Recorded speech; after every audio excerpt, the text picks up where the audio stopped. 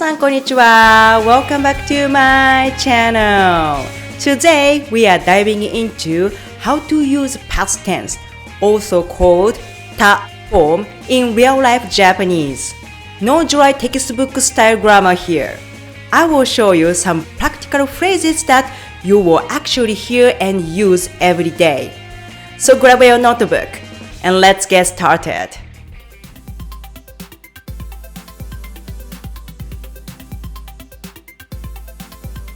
If you are not familiar with past tense conjugations, no worries, I've got you covered. There is a full past tense conjugation chart in the description below. And don't forget to check out my other video where I go over 50 common verbs with their past tense. Let's start with asking question in the past tense. In Japanese, intonation is the key.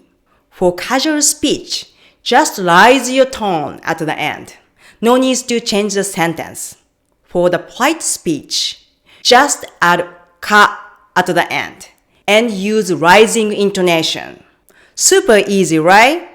Check these out. 仕事終わった?仕事終わった?仕事終わりましたか?仕事終わりましたか? Next, let's talk about the explanatory particles nda and ndesu when used with the past tense. They are used to explain something like giving a reason, background, or content.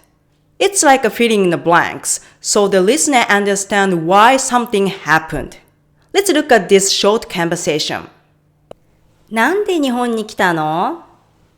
日本語が勉強したかったんだ。日本語が勉強したかったんだ。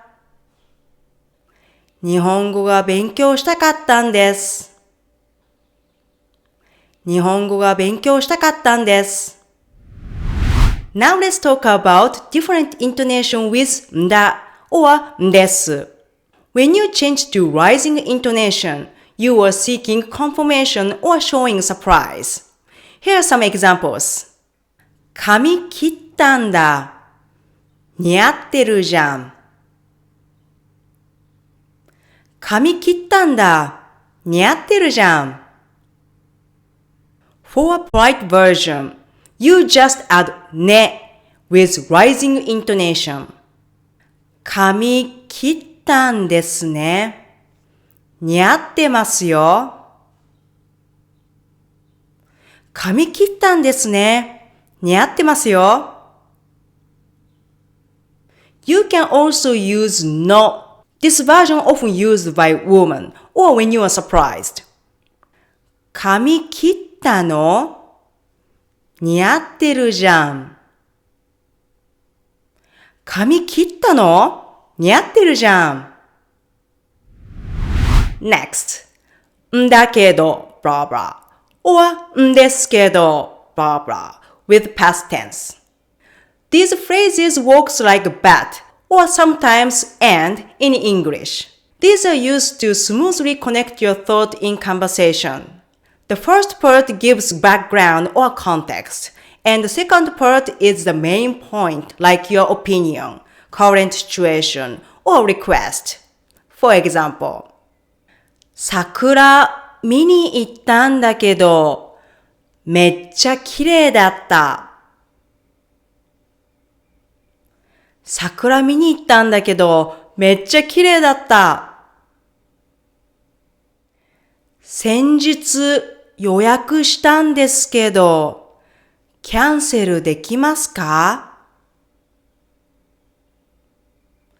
先日予約したんですけど、キャンセルできますか?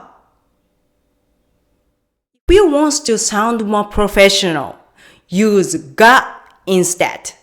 For example, 先日予約したんですが、キャンセルできますでしょうか?先日予約したんですが、キャンセルできますでしょうか?スケジュール確認しましたが、すでに予定が入っていました。スケジュール確認しましたが、すでに予定が入っていました。Next up, present particle form, blah blah, ことある。Use this form to talk about your experiences. Use the plain past tense of verbs. Then add ことある. For the polite speech, add ことあります. For example, その話聞いたことある。その話聞いたことある。沖縄に行ったことあります。沖縄に行ったことあります。For questions in the present perfect form, use rising intonation for casual speech like ことある？ことある？ For polite speech, あるか at the end, like ことありますか？ことありますか？ Use this to ask about someone's experiences. For example, 二郎系ラーメン食べたことある？二郎系ラーメン食べたことある？富士山登ったことありますか？富士山登ったことありますか？ Let's talk about sentence ending particles like よ、ね、and な。These are super common in casual conversation. Use よ to express emphasis or certainty. Use ね when you are seeking confirmation with someone. Use な when you are feeling reflective or a little sentimental. For example, これ、美味しかったよ。これ美味しかったよ。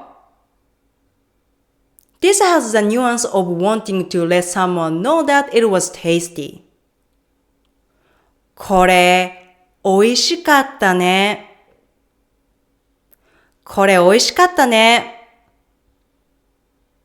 This has the nuance of conforming with someone.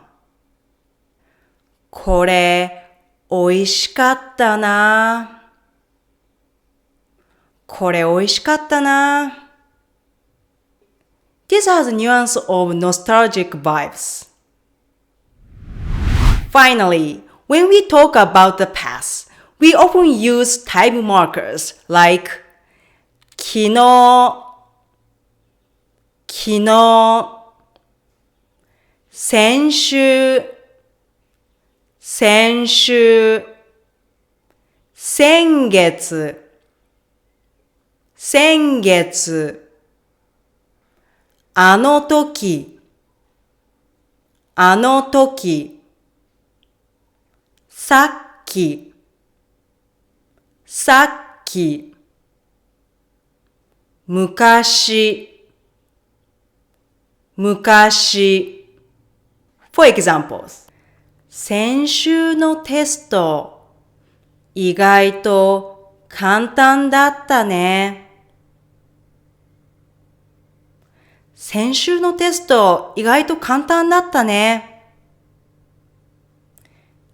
実は昔、日本語の先生だったんです。実は昔、日本語の先生だったんです。さっき、稽古に LINE したんだけど、まだ返信来ない。さっき稽古に LINE したんだけど、まだ返信来ない。